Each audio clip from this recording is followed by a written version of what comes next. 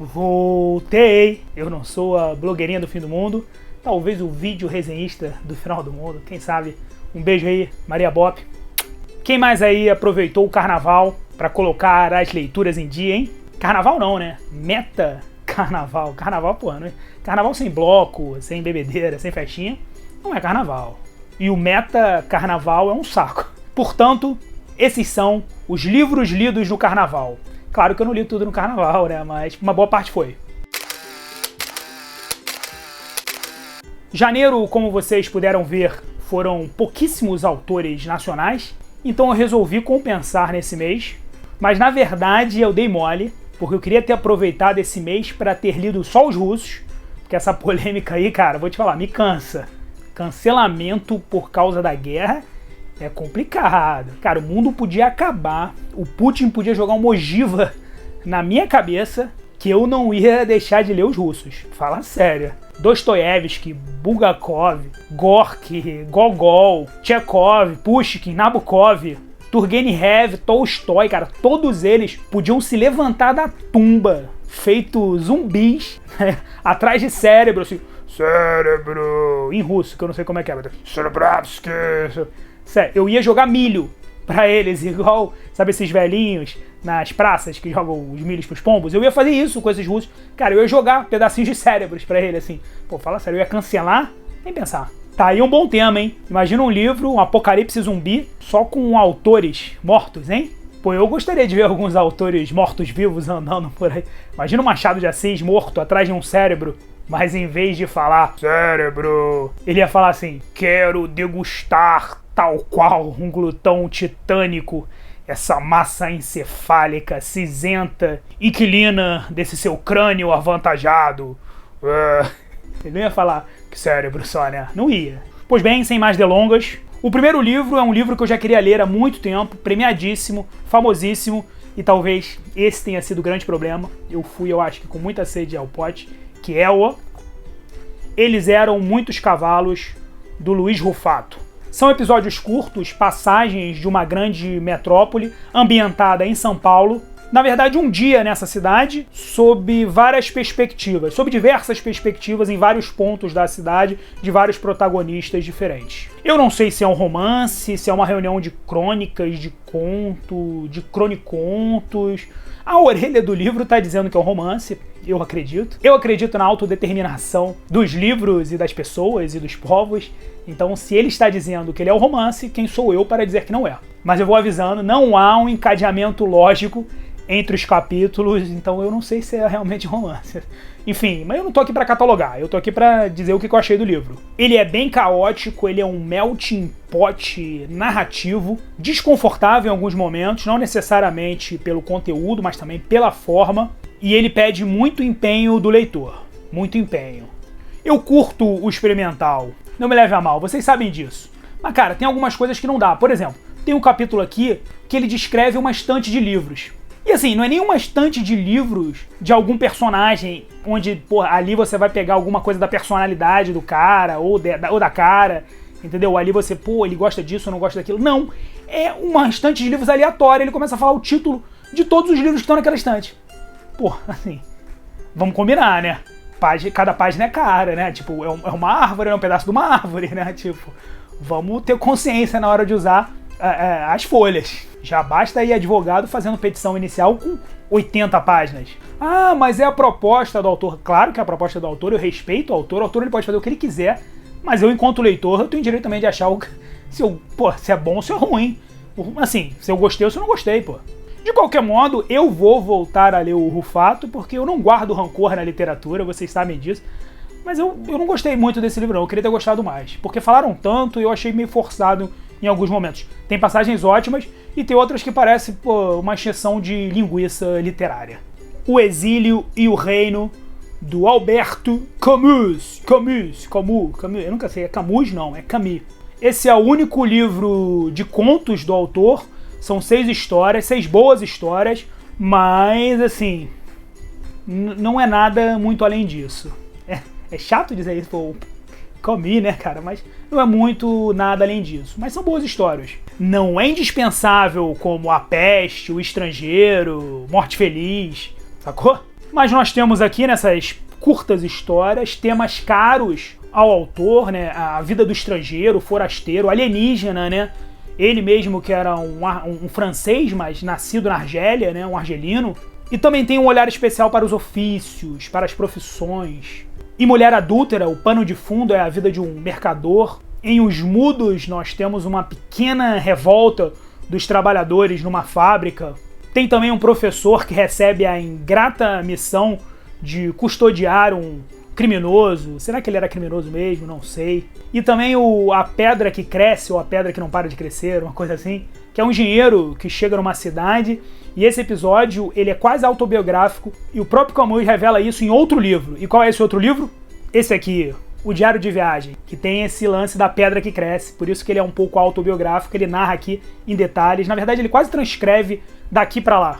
Sim, é o segundo dele no mês, porque o patrão tava maluco, tava promoção lá no...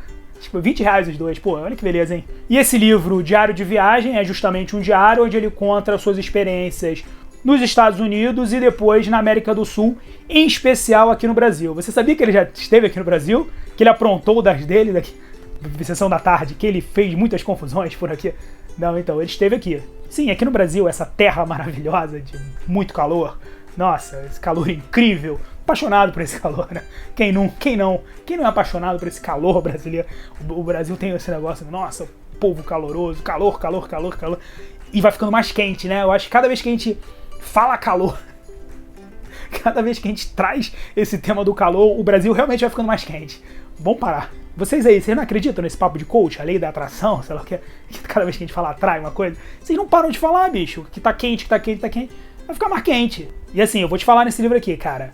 O Camus, cara, eu não fazia ideia. Ele era muito ranzinza, cara. Pô, que cara ranzinza. E ele tava sempre doente, então você já viu, né, cara? Tipo, é uma lamentação o tempo inteiro, assim. Sujeito que escrevia bem, mas era um chato, hein? Um porre. E assim, na parte da viagem, do barco, tem sem brincadeira, umas 50 descrições diferentes sobre o mar. Sério, muita descrição sobre o mar. Nem o Amir Klink, o Torben Grael, o Popeye dos Sete Mares, Santiago dos Mares, eles iam aguentar tanta descrição de mar. Tem inclusive uma parte lá no livro que ele diz assim: nossa, a noite foi horrível, estou muito cansado, não conseguirei nem fazer a descrição do mar. Eu vou te falar, eu quase soltei fogos de alegria.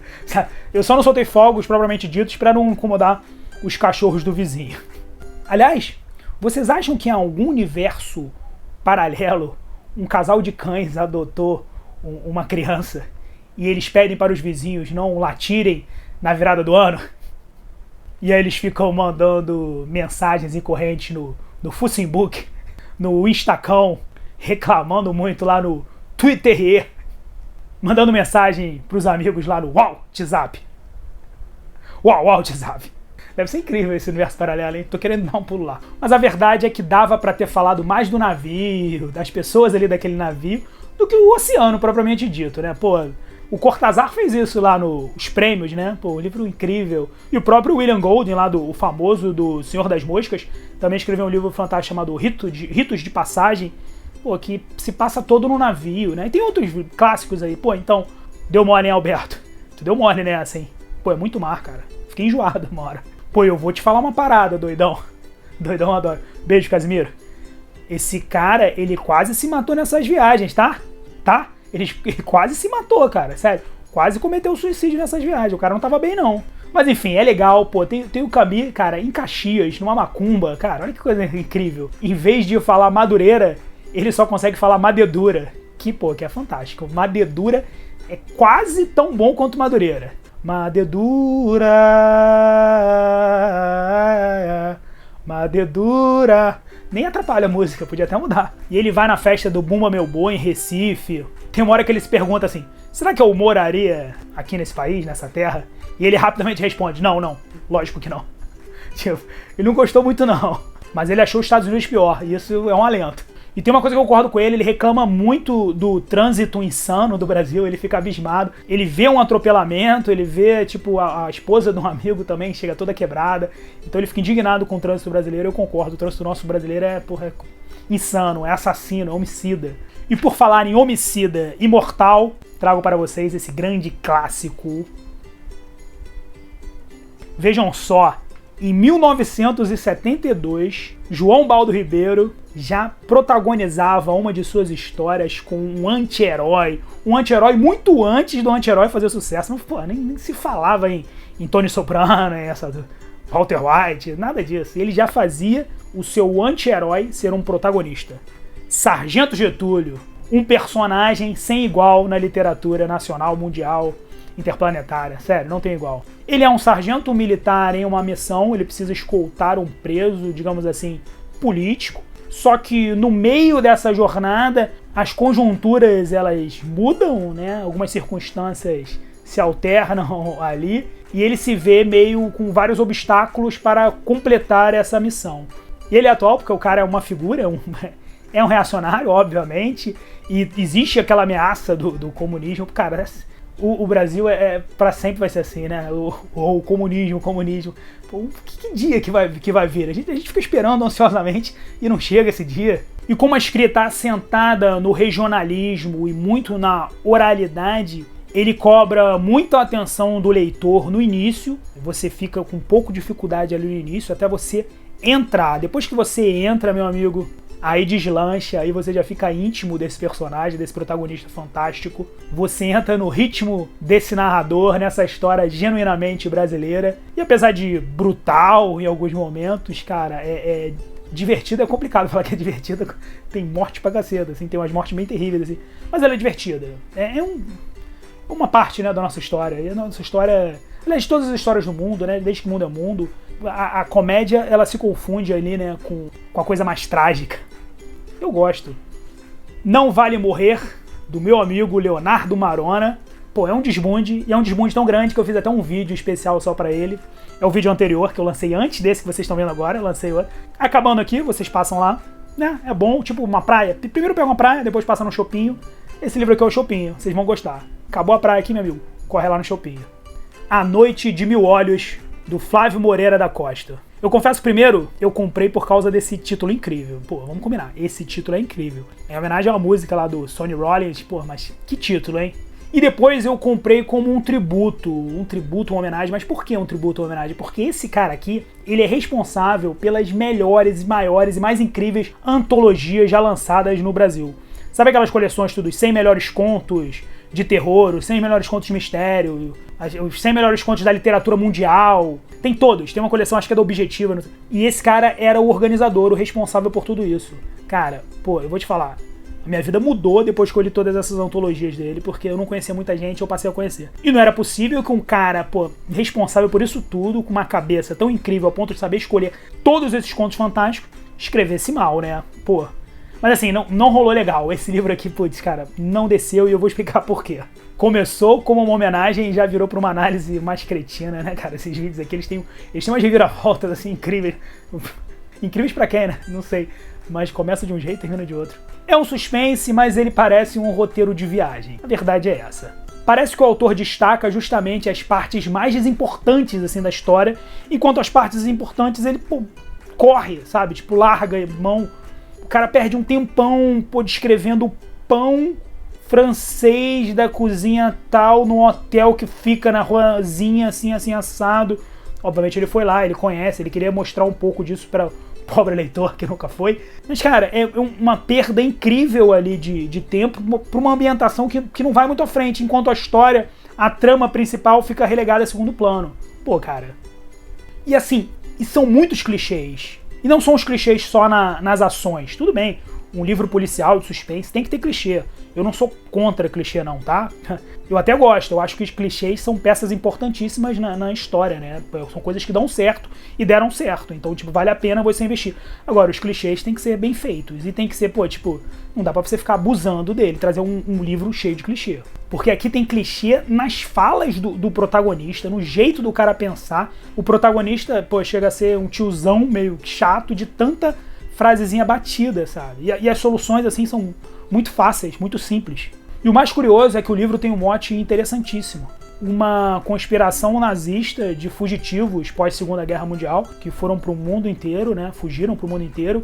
E eles fundam uma sociedade, tipo, secreta para ajudar nessa fuga, que se chama Odessa. Mas aí a história não avança porque ele tá perdendo um tempão com esse diário de viagem e com esse protagonista que é um chato. E assim, vocês sabem que eu não sou o cara da lacração não, mas esse livro aqui envelheceu mal. Ele envelheceu mal. Mulheres, isso aqui não é um bom lugar pra vocês, esse livro, é sério. As personagens femininas desse livro, no máximo, servem de escadinha pra outros personagens masculinos. Enfim, a vida é assim. Eram outros tempos. Se lá vi. A Tristeza Extraordinária do Leonardo... vai ficar assim mesmo. Do Leonardo das Neves, que é um político lá do Rio Grande do Sul, que tá muito triste, melancolicamente falando. Cara, ele não tem jeito. Vou repetir, hein? Vamos lá. A Tristeza Extraordinária do Leopardo das Neves, do Joca Reiner Sterron, que já apareceu aqui com o vídeo do Meteoro da Paixão.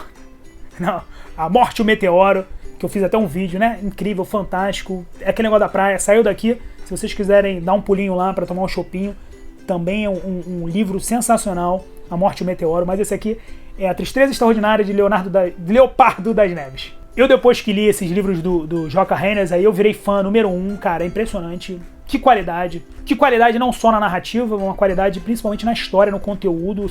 Pô, são situações bem criadas, elaboradas, incríveis. É uma história que passeia na linha tênue que divide o real e o fantástico. Você nunca sabe exatamente pra onde ele vai, sabe? É muito bom. São capítulos que se juntam de forma improvável e vão se estruturando, vão sendo montados com muita segurança e a coragem dos grandes autores, porque ele faz aqui uma coisa diferente, que poderia dar muito errado, mas dá muito certo. É uma mistura de Edgar Allan Poe com Haruki Murakami e direção de M. Night Shyamalan, mas com um final bom, porque o M. Night, ele de vez em quando erra nos finais. Ele é assim, incrível, mas os finais dele assim meio... E o último do mês... uma aguinha com açúcar, que, pô, eu também não sou de ferro, pô, eu preciso de um descanso de vez em quando, que é esse aqui, ó. O Príncipe da Névoa, do Carlos Ruiz Zafón. Carlos Ruiz Zafón, cara, que é um autor que eu gosto muito, infelizmente, pô, faleceu aí, né, no auge, quando ele tava, pô, na ponta dos cachos, escrevendo aquela série incrível da Sombra do Vento, né, putz, muito bom. E esse aqui é o primeiro romance dele, é o romance de estreia, quando ele tinha 20 e poucos anos, 26, 27, não sei, não me lembro ao certo. Mas ele já traz aqui aquela condução de história que só ele sabe fazer, muito inspirada, bem feita, mas um pouco apressada. Coisa de gente jovem, né? O jovem, ele não tem muita paciência, então ele deu uma apressada aqui na época. Ele insere aqui muitos elementos, mas ele não faz uma apresentação condizente, ele não faz uma apresentação mais apurada. Esses elementos mereceriam esse tipo de apresentação. Ou seja, ele não desenvolve da melhor maneira. Em determinados momentos, ele faz trocas de protagonistas. Começa com um, depois vai pro outro. Então, quando você acha que aquele é o personagem principal, o outro é. Tem algumas pontas soltas. Tem algumas pontas soltas. Tem Deus Ex Machina, né? Tem coisas que se resolvem meio que do nada. Assim, encheu muito e não conseguiu dar vazão pra tudo isso. Mas, no final das contas, é um livro muito divertido. Me lembrou, inclusive, o Stephen King. Mas muito menos modorrento, né? Tipo, o Stephen King é mala. O Stephen King é mala. O Stephen King no auge. Ele me lembrou o Stephen King no auge, assim, no contar. Tá bom, eu sei que vocês adoram o Stephen King. Eu era fã também, número 1. E hoje em dia eu gosto também, claro, né? Porque a gente muda, né? O ser humano tem dessas coisas. A gente gosta de uma coisa, depois a gente gosta de outra. Eu devo muita coisa ao Stephen King, pô. Ele me ensinou... me ensinou muito sobre vampiros, lobisomens. É igual música, né, cara? Você começa gostando do Rick Henry, do Reginaldo Rossi, e quando você olha, você tá escutando aí o Sonny Rollins, o Caetano Veloso, né? Tipo, enfim, a gente muda. É isso, esse foi mais um vídeo, pô, com lidos de fevereiro. Na verdade eu botei lidos do carnaval, que era só pra aproveitar aí. Eu preciso fazer algumas coisas diferentes pra ver se atrai. São só sempre 300 pessoas que assistem. Eu queria...